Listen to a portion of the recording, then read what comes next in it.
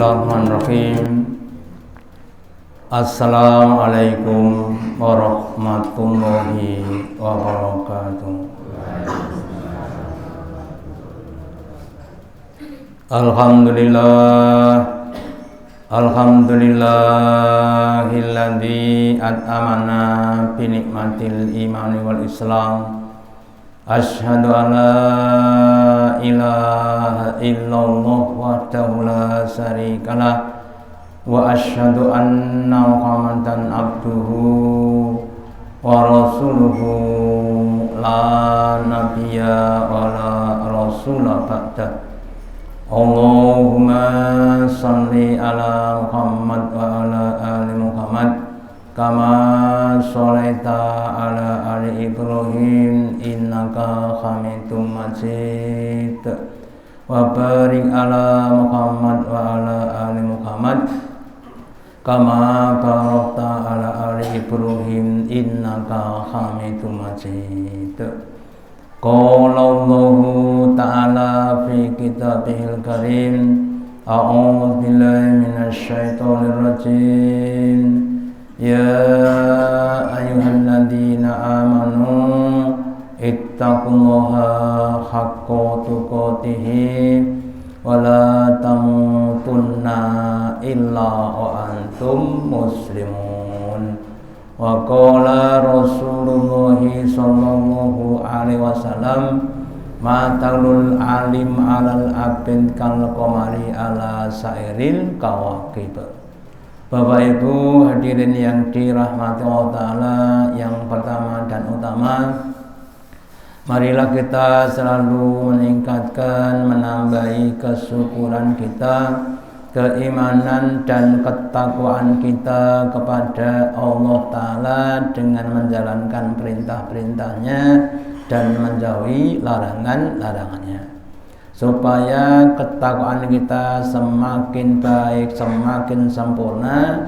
Maka dibutuhkan ilmu, maka kita diwajibkan oleh Allah dan Rasulnya untuk thalabul ilmi. Thalabul ilmi wajibatun ala kulli muslimin wal muslimat. Mencari ilmu itu sebagai kewajiban, sebagai fardu ain bagi orang-orang Islam, baik yang laki maupun yang perempuan. Dengan kita mau berthalabul ilmi sedikit demi sedikit, insya Allah kita akan banyak mendapatkan ilmu dan menjadi orang yang alim, orang yang berilmu. Nabi sabdakan bahwa al-mathalul alim alal abid, permisalan, perbandingan orang yang alim dengan orang yang ahli ibadah tapi tidak punya ilmu. Kal qamari ala sairil kawakib, seperti bulan di antara bintang-bintang.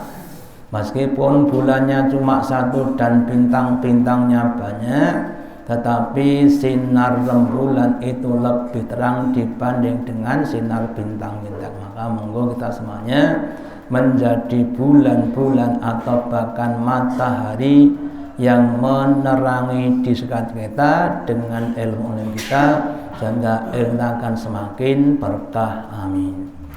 Selanjutnya Bapak Ibu hadirin yang dirahmati Allah, pada kesempatan pagi hari ini saya akan menyampaikan sebagian dari tanda-tanda kehebatan Allah, tanda-tanda keagungan Allah, supaya kita mau mentaklimkan, mengagungkan Allah Ta'ala, dan kemudian kita mau beribadah dengan rajin kepada Allah Ta'ala.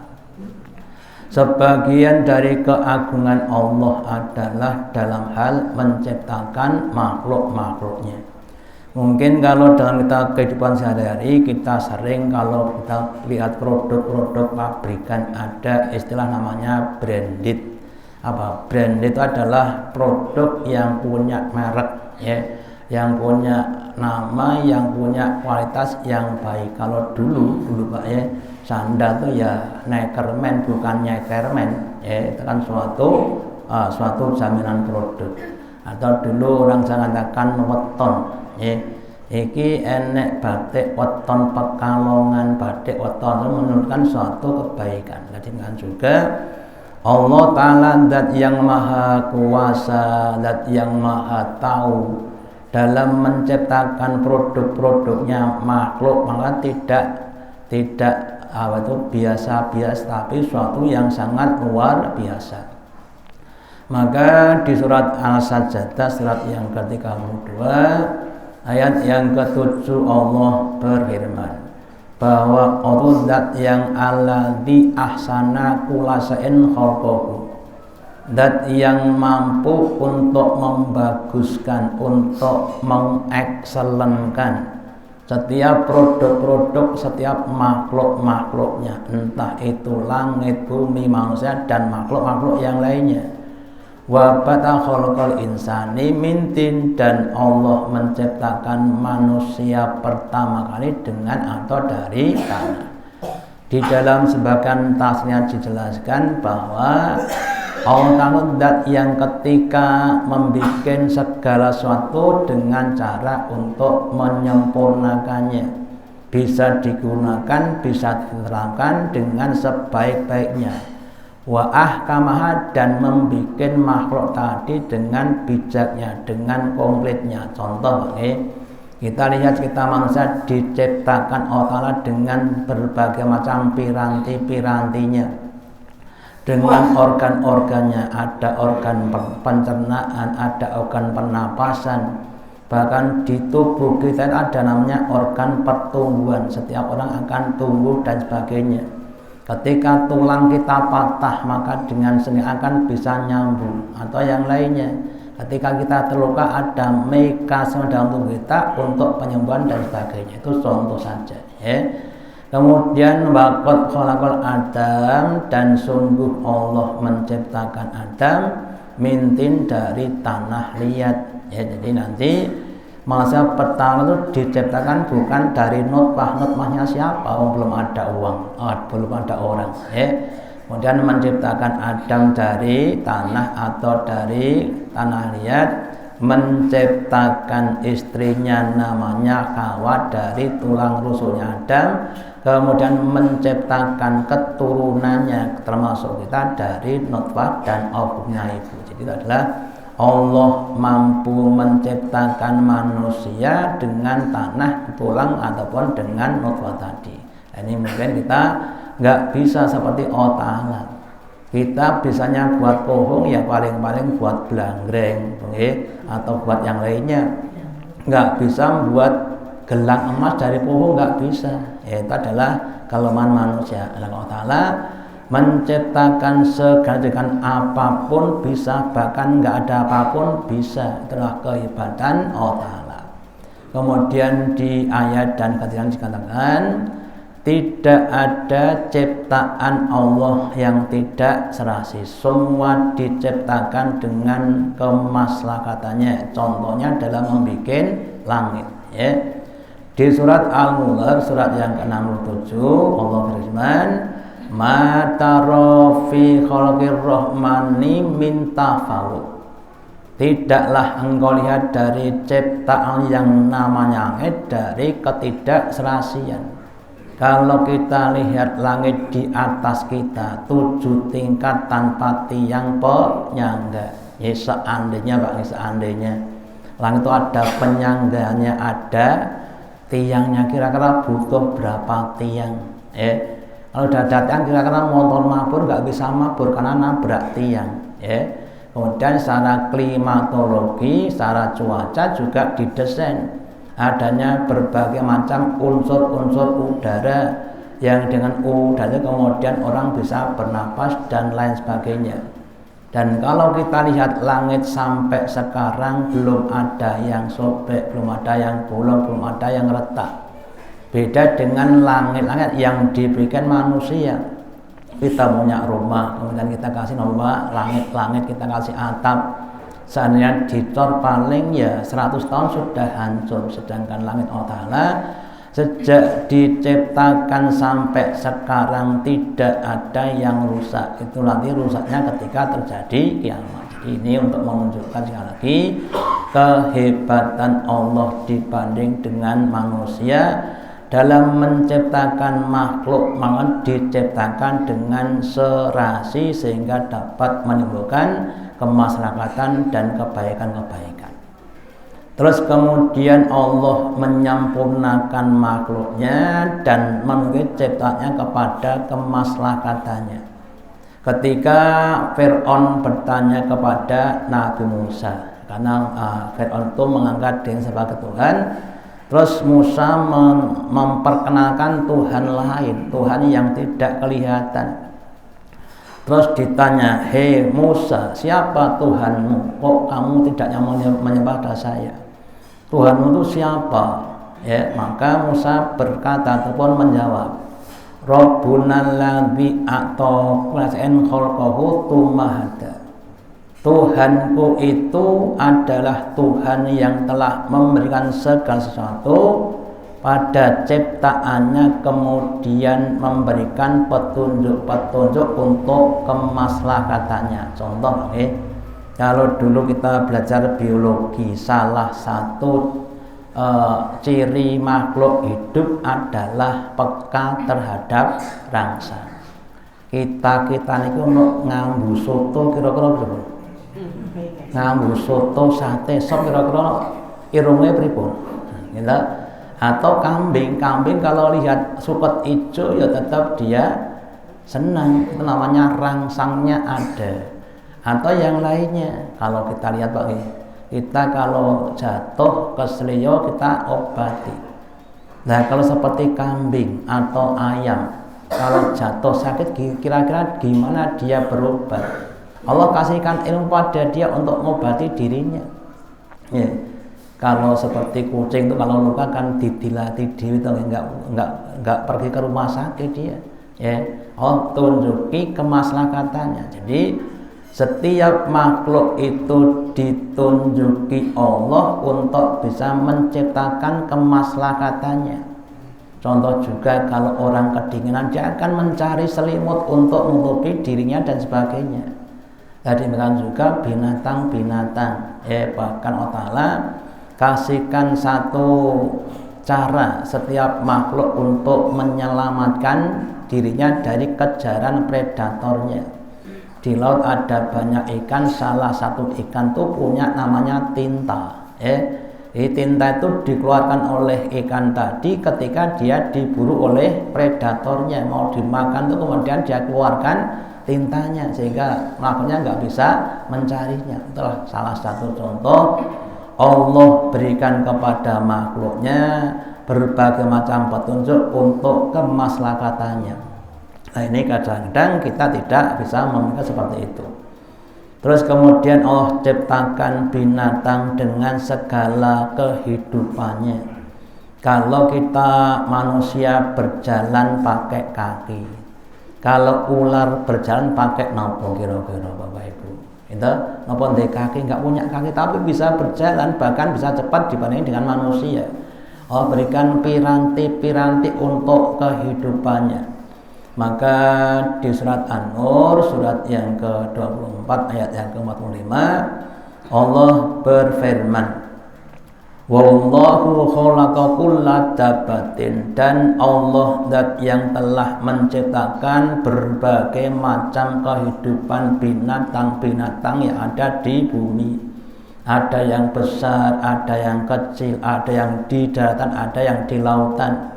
Ada yang di gunung, ada yang di ngarik, ada yang di padang dan sebagainya. Mimma'in, semuanya itu diciptakan dari air, di mana air maninya masing-masing. Kalau kita lihat Bapak Ibu, seekor kucing itu ya dianakkan oleh kucing dari ibu dan bapak kucing. Kemudian kalau kita lihat namanya jentik-jentik atau uget-uget. Nah, bagaimana dia itu diciptakan bagaimana dengan telur-telur nyamuk dan sebagainya. Itu yang lebih kecil, juga ada namanya paramecium, amoeba, bahkan bangkai itu seperti itu. Kemudian faminhum yang mayamsi ala batnihi, sebagian makhluk-makhluk tadi Ada yang dia ketika berjalan itu dengan menggunakan perutnya, bukan dengan menggunakan kakinya. Saya teringat Bapak Ibu, ada seorang bayi yang lahir di daerah Pemalang, seingat saya. Dia nggak punya kaki, nggak punya tangan, Pak. Jadi kados botolnya itu, Pak. Lah nek mlaku dia pun gelinding, gelinding itu bisa berhenti sendiri, ototan seperti itu. Meskipun nggak punya kaki, nggak punya tangan, tapi dia bisa beraktivitas, atau juga ada yang nggak punya tangan, jadi pakai kaki. Kaki itu bisa untuk makan, untuk jumatan ya bisa seperti itu, Itulah keagungan Allah Ta'ala. Kalau kita punya tangan nggak bisa jumatan pakai kaki, karena sudah dikasih tangan, makanya kita harus bisa memahami seperti itu. Kemudian wa minhum mayamsi ala rijlaini, ada juga makna yang dia berjalan dengan dua kaki seperti ayam, bebek, yang kakinya dua. Wa minhum mayamsi ala arba, dan ada lagi yang berjalan dengan kaki empat, kambing, sapi dan sebagainya.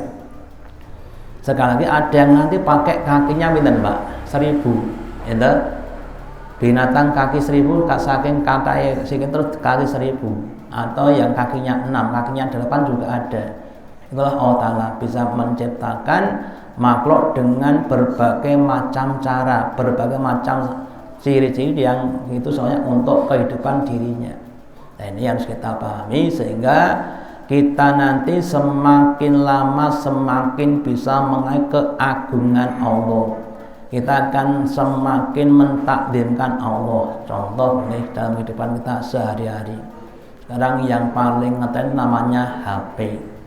HP yang awalnya cuma pengganti telepon, kemudian meningkat jadi SMS. Jadi kemudian bisa digunakan untuk merekam, stopwatch dan sebagainya. Sampai sekarang untuk kirim video dan sebagainya, Sampai sekarang dengan internet dan sebagainya, semakin canggih. Kita akan semakin kagum dengan HP. Kenapa semakin canggih? Apalagi yang bikin HP yang tentunya lebih kita dibandingkan dengan HP-nya. Apalagi yang membuat manusia yang bikin HP, HP sudah canggih, yang bikin manusia lebih canggih, yang bikin manusia lebih canggih lagi. Allah Ta'ala memberikan ilmunya kepada manusia untuk menghadapi masalah yang dihadapi dalam kehidupan. Ini harus kita syukuri sehingga kita akan semakin berusaha untuk bersyukur. Seperti Nabi Sulaiman ketika diberi ilmu dan harta kemudian tidak sombong, tapi justru tawadhu, hadza min fadli rabbi liyabluwani a'askur am akur. Ini semua adalah fadilah, peparing dari Allah Ta'ala kepadaku untuk menguji kepadaku apakah aku termasuk orang yang syukur atau orang yang kufur. Kalau kita lihat sedikit tentang Nabi Sulaiman, Bapak Ibu, Nabi Sulaiman itu bisa bicara dengan binatang, dengan manusia, dengan jin. Kira-kira hebat mboten Bapak Ibu?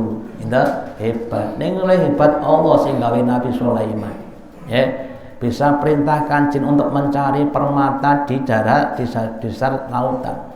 Bisa perintahkan jin untuk membuat gedung-gedung yang tinggi dan sebagainya. Itu Nabi Sulaiman. Lah Allah yang memberikan tentu lebih hebat dibanding dengan Nabi Sulaiman. Ini cara kita untuk bisa mentakdirkan Allah Ta'ala sehingga ketika kita beribadah itu kita harus membayangkan bahwa kita di hadapan raja, di rajanya para raja, sehingga kita akan tawadhu, kita akan semakin berusaha untuk membuat amal atau semakin lama semakin baik, semakin sempurna. Sebagaimana tadi saya sampaikan, Allah itu menciptakan makhluknya dengan kesempurnaannya. Maka kita juga harus begitu berusaha untuk menjadikan amal kita semakin sempurna. Sholat kita semakin sempurna, baca Quran kita semakin sempurna, puasa kita juga begitu. Demikian juga untuk yang lainnya, suami-suami yang memberikan nama padanya juga semakin sempurna, boleh. Jangan sampai kurang, boleh satu jembatan dulu. Nah, Ojo nganti kurang, mlonjo bocah ojo nganti kurang. Nek kurang dongake ben ra kurang. Gitu. Ibu-ibu begitu. Dalam mengelola rumah tangga juga semakin sempurna. Jangan sampai kita tidak sempurna, saya jangan. Ya. Kemudian penciptaan masa secara khusus sebagai tanda keagungan Allah. Manusia secara umum diciptakan dengan bapak ibu, tetapi ada juga yang tanpa bapak. Contohnya Nabi Isa. Ya. Maka di surat Ali Imran, surat yang ketiga, ayat yang ke-59 Allah berfirman, Inna mathala Isa intallahi, sesungguhnya permisalan Isa di hadapan kami Adam seperti Adam. Jadi ini karena sebagian orang Nasrani berkata, lu Isa itu kan lahir tanpa bapak, sehingga ya bapaknya ya Allah, beda dengan kita-kita. Ya. Loh, kalau Isa dinisbahkan sebagai anak gara-gara nggak ada bapaknya, maka Adam itu ya sama, bahkan tanpa bapak dan ibu. Sekarang bapaknya Adam siapa? Ya, ibunya Adam siapa? Nah, kalau dinisbahkan kepada Allah Ta'ala, ya berarti kita tuh putunya Allah. Kalau Adam itu dinisbahkan pada anak Allah Ta'ala, maka kemudian dikatakan permisalannya Isa itu sama dengan Adam, sama-sama diciptakan tanpa bapak. Lah kenapa kamu kok kemudian mentuhankan pada Isa? Ya, bakal katakan khalaqa Adam, Allah ciptakan min turabin, dengan tanah debu, tsumma qala lahu kun fayakun. Kemudian Allah dengan firman-Nya berfirman, kun jadi kamu, fayakun maka jadi. Itu hebatnya Allah, tidak pakai lama. Hanya dengan seucap saja sudah menjadi apa yang diinginkan. Beda dengan kita, Bung, kalau kita pas adem-adem ngomong bakmi godok, ya ngomong bakmi godok dok, nggak muncul bakmi godok, gitu. Beda dengan Allah Ta'ala, gitu. Mas panas-panas es sirup, ya tak metu. Kita manusia biasa, beda dengan Allah Ta'ala tadi. Jadi kehebatan Allah itu harus kita pelajari supaya kita tidak kagum dengan makhluk Allah Ta'ala yang kadang-kadang punya kelebihan. Ada orang yang nyilem, ya nyelam di air tanpa apa-apa selama 24 jam, jenenge limbat, Pak. Nyilem nang banyu kok 24 jam orang mati ki, wah berarti wah hebat tenan. Hebatnya nopo? Hebatnya cuma ilmu tadi. Yang dia dapatkan apa? Enten wong demok, wong loro terus langsung mari, Pak. Wong loro demok mok langsung mari. Hebat tenan. Hebatnya apa? Ya nyembuhkan tadi, kan baru menyembuhkan, belum menciptakan. Atau menciptakan dan menyembuhkan. Ya, makanya sekali lagi, kalau kita tidak banyak belajar kepada keagungan karena terus kagum kepada makhluk tadi. Orang goreng dok tendur teplon tendur kompor biasa. Enten wong goreng dok tendur teplon tendur sirah bocah. Sreng, hebat lho. Goreng ndok kok ora nganggo kompor, nganggo sirahe wong. Kemudian orang kagum, itu. Allah Ta'ala lebih daripada itu. Jadi nanti banyak kadang-kadang terjadi dalam kehidupan kita berbagai macam keanehan bimana yang tidak biasa. Terus kita kagum, terus kita mentakdimkan orang, mentakdimkan pohon dan sebagainya. Enten pohon klopo terus bercabang 8 kali 8. Hebat banget. Mergone klopo kan biasanya cuma satu, ini jadi 8. Ya, yang hebat yang menciptakan kelapa itu, bukan kelapanya. Ya, makanya kita nisbatkan kepada Allah, bukan kepada manusia. Nah, kemudian takdim kita, kalau kita bisa seperti sudah saya contohkan, kalau ada 2 tentara, satu pangkatnya kopra, satu pangkatnya jenderal, kalau pas ketemu yang hormat siapa? Yang hormat yang kopra, hormat kepada yang jenderal. Kenapa? Karena dia pangkatnya lebih rendah. Lah demikian juga kita tuh makhluk, Allah tuh khalik. Allah ilmunya lebih luas, maka kita harus hormat kepada Allah dengan cara menyembahnya. Jadi kalau ada orang yang nggak mau nyembah itu berarti orang yang sombong. Ada tentara kopral petuk jenderal kok nggak mau berarti tentara yang tidak beradab. Ya, makanya kita semuanya harus berusaha untuk mau mentakdirkan Allah, diagungkan Allah dengan berbagai macam cara, mulai dari ibadah-ibadah atau amal yang lainnya, ya. Dan Allah Ta'ala punya mekanisme kalau kita mau untuk mengagungkan Allah dengan ibadah-ibadah, Allah akan berikan namanya pahala. Yang pahala itu nanti akan menjadikan hal-hal yang mudah. Contoh pakai sekarang ada istilah KUHP. Napa KUHP? Aslinya kitab undang-undang hukum pidana aslinya, tapi diplesetkan. Kasih uang habis perkara. Itu KUHP. Kasih uang habis perkara, rampung perkara ini, ya. Nah, sekarang kita lebih meningkat lagi. Kalau kita punya banyak pahala, ibaratnya punya banyak uang, maka akan menyelesaikan semua masalah kita di dunia sampai di akhirat sana. Kalau uang kita, maunya kita orangnya rupiah, paling berlaku di Indonesia dan beberapa negara. Tapi kalau kita buat pahala, itu akan berlaku di mana saja. Contohnya Nabi Ibrahim, dengan pahala yang banyak dia tinggalkan setidaknya di lembah Mekah, itu bisa untuk mendatangkan pertolongan Allah Ta'ala, ya, dengan diremot boleh. Nah, diremot kemudian Allah Ta'ala datangkan pertolongan. Lah Tuhannya Ibrahim itu sama dengan Tuhan kita, cuma remote kita sudah mandi apa belum, ya. Kalau kita remotnya sudah mandi Pak, mau meninggalkan istri, Bu, ada apa?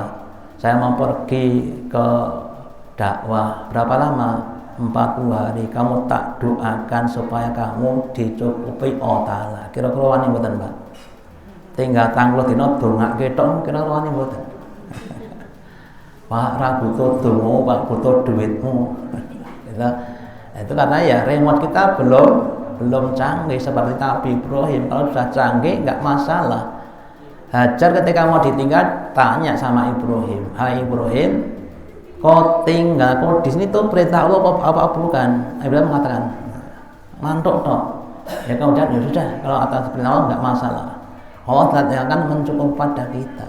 Nah, makanya kita harus berproses dari yang kurang menjadi yang lebih, dari yang tidak bisa menjadi bisa, dari yang konkret menjadi yang abstrak, dari duit menjadi pahala, dari yang tidak menjadi yang lebih manfaat, sehingga kita hidup ini harus berproses menuju pada tingkatan-tingkatan yang lebih tinggi, jangan statis, Kalau statis kita tidak akan mendapatkan hal yang maksimal. Makanya monggo semuanya termasuk saya harus dinamis, harus optimis menatap hari depan bahwa kita harus lebih baik dibanding dengan hari ini. Dalam Al-Quran dikatakan orang yang hari ini lebih baik dibanding yang kemarin, maka dia orang yang beruntung.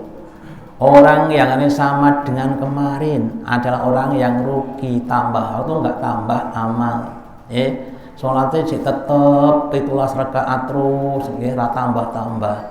Monggo ditambah rakaatnya dengan sholat sunnah. Puasa juga begitu. Apalagi orang yang ketiga, orang yang ini lebih buruk dibanding yang kawan, ada orang-orang yang celaka. Tidak cuma tapi celaka.